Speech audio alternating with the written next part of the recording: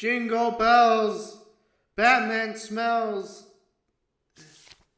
Chase Hollywood stunt driver?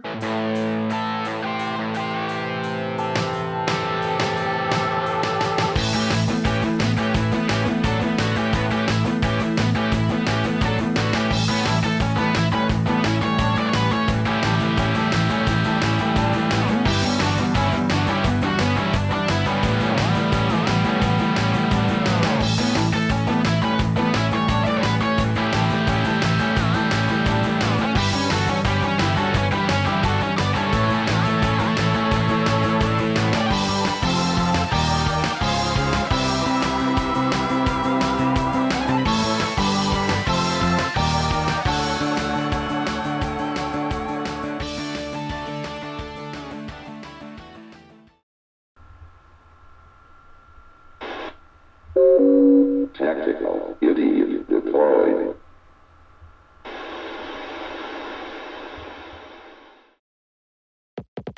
That's right, this holiday season we're talking about Chase Hollywood Stunt Driver. Oh, you don't know what that is. Well, I'm sure there's a few of you, but for the rest of us, yes, including me, I'm writing this part before I've even popped the game into the Xbox for the first time.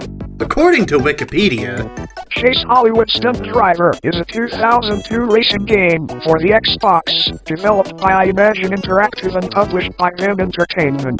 The game is an arcade racing game in which players complete races and perform stunts and tricks as a stunt performer for scenes in various movies. Wikipedia's words, not mine. Now I'm sure some of you might be wondering what a stunt driver is.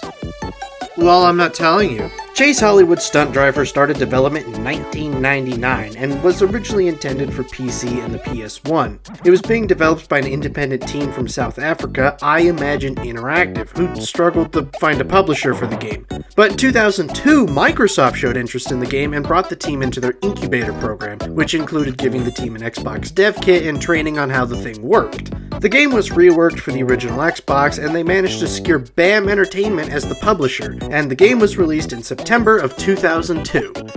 There was just one problem. Roughly 3 months earlier, the team behind Driver released Stuntman for the PS2, a nearly identical game to Chase. I Imagine was floored by this. They were insistent that they were copied and that they came up with the idea first because of Chase starting development before Stuntman did. It even got to the point where they were putting review quotes on the back of the box dissing Stuntman. The game that you were looking for when you bought Stuntman. Next level gaming. 4 stars! It's far better than Stuntman. Tech TV. But that's all talk. How's the game actually? I'm Kiara, I got something to say. I'm Kiara and I'm coming to play. I'm Kiara, I got something to say. I'm Kiara and I'm coming to play.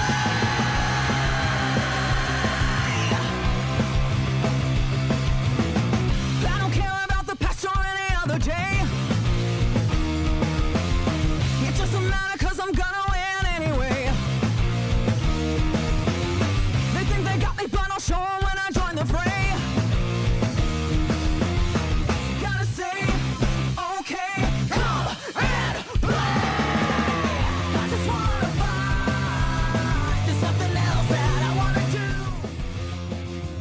It's so hard!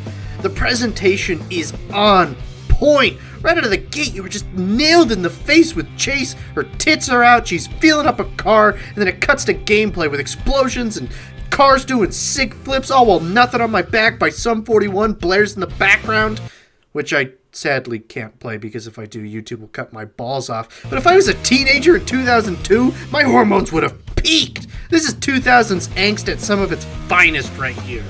So if the presentation is great, surely the game is too. Right? Right? I'm sure you can tell just by looking at the gameplay. This is a low-budget game, even though it launched at $50. Probably the biggest issue plaguing the game is the way that the cars feel. This is Ford Racing 2 on the Xbox. It's a racing sim. The cars feel soft and floaty, but the cars still feel powerful, like a real car, hence the name Racing Sim. And this is Crazy Taxi. The controls are tight and snappy, perfect for the split-second thread-the-needle type gameplay that Crazy Taxi has. In fact, this usually is the go-to gameplay style of like 90% of arcade racers. Think MotorStorm or Rocket Racing. Now look at Hollywood Stunt Driver.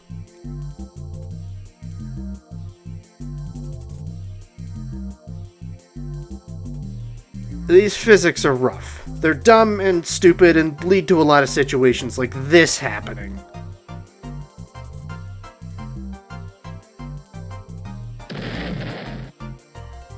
The game suffers from being a PS1 game that was moved to the Xbox mid-development. Analog support is nearly zero. Pushing the triggers just a little or all the way are treated the exact same way, and the same can be said about joysticks. Which, as a PlayStation game, this would make sense. Even though the DualShock existed, 99% of games had little to no support, so a lack of analog input would make sense. But again, this is the Xbox. Also, for some reason, the left trigger, which is both brake and reverse, kinda has analog support. For some reason, if you don't push the button all the way down, it just doesn't do anything. It's dumb, and it's stupid, and it leads to a lot of situations like this happening. But terrible controls and awful physics are only half the battle. You also have to fight the game's stingy timer. A standard level in Chase Hollywood Stunt Driver looks something like this. The level opens, you're given a list of challenges to beat along with completing the scene within the time limit. The more challenges you complete, the more points you get enough points, unlock the next level. The early game isn't much of an issue, but the late game? Oh, the late game! I think one of the worst ones is this scene in the second to last movie where you have to race sports cars. The thing is, the timer is tied to how fast the NPC car beats the race. But this isn't an AI! This car has a predetermined path that it takes every time. It's like a Mario Kart time trial ghost. But okay, surely it can't get any worse than that, right? Sure can! At the end, there's a door that only opens for the NPC car and it's only open for like a second. If you are even half an inch too far behind the NPC, it's over. Pack it up. Take it from the top. In order to beat this, you have to be so precise that not even an AI could do better. The other car is so much faster than you are, and there's a single opportunity to get ahead of it, and if you screw it up, it's over. This whole level is but it's just the tip of the burning tire pile that is this game. The scene before the sports car one has you driving a Jeep while chasing a helicopter and avoiding obstacles. It's actually not the worst. The part that I got stuck on was at the very end where the guy in the passenger seat has to get up and grab the rope ladder hanging from the helicopter. You have to do all of this while driving. It's not helped by the fact that the helicopter is constantly moving from side to side and the hitboxes for the guy grabbing the ladder look something like this. I assume because that's what it feels like. Just like last time, the timer is set to the predetermined path of the helicopter, meaning one small screw-up results in what could have been a near-perfect run being completely ruined. Honestly, that's kind of a theme in this game.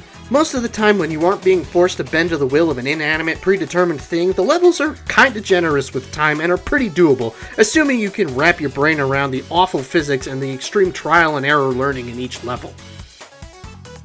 Chase's physics fall somewhere between getting your balls crushed and getting your nose picked by a nail.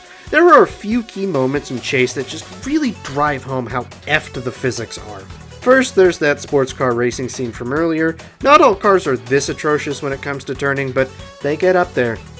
There's also this stupid ramen truck. The ramen truck is slow, has terrible acceleration, weighs next to nothing, and it's on 3 wheels. This thing freaks out way too much. Hit a car? Flip.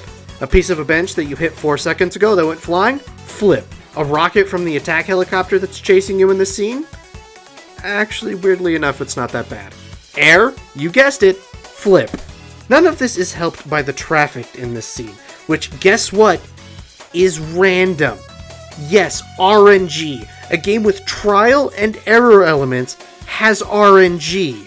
If I wanted to play a game with inconsistent levels, I'd play a roguelike. I feel like the RNG traffic could be excused if the truck didn't feel like garbage to play, which brings me to the next movie in this game, which is a Mad Max parody. It's all off-road. It's this game's handling at its worst, obviously aside from...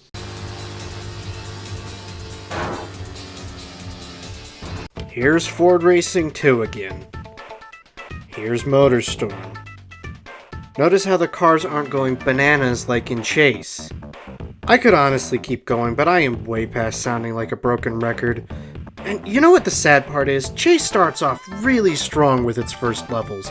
The cars are slow, which make them easy to control. The objectives are simple, but they unfortunately never evolve past that. Late game, any difficulty in Chase is frustratingly poor design choices rather than anything actually being challenging.